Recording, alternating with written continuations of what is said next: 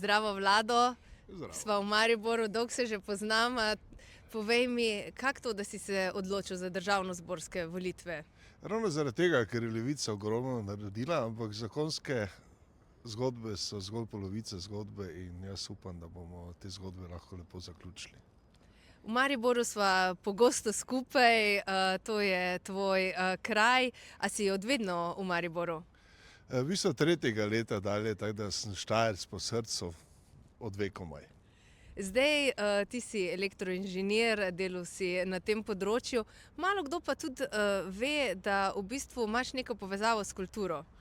Ja, v bistvu po duši sem rocker, malce jazzera, tu za nami ravno vidimo oder, katerega producent sem že skorajda 30 let, oziroma soproducent prvih 20 let, in to je tista moja dodatna duša, kar me izpolnjuje, kultura.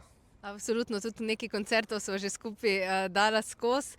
Imaš pa še eno zelo pomembno temo, s katero si se tudi poklicno in profesionalno ukvarjal. Kaj je tisto, kar bi bilo najbolj pomembno narediti za delavce v Sloveniji?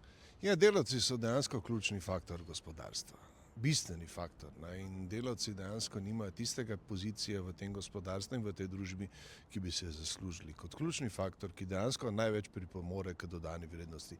Torej pravična razdelitev dodane vrednosti in pravična razdelitev tudi vpliva, kam se gospodarstvo obrača, ali zgolj profitom ali splošni družbeni odgovornosti.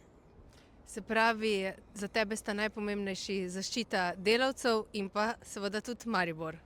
Ja, seveda, Maribor je moje mesto, ne, in jaz upam, da bo Maribor tudi pridobil enkrat to, kar si zasluži glede energetike moje bivše službe. Nenazadnje tukaj ustvarjamo 80% energije iz obnovljivih virov in zaslužili bi si, oziroma cela Slovenija bi si zaslužila, da energetika ni plen trga, temveč vzrok za nastanek čim več zelene, malo bolj zelene, no, energije.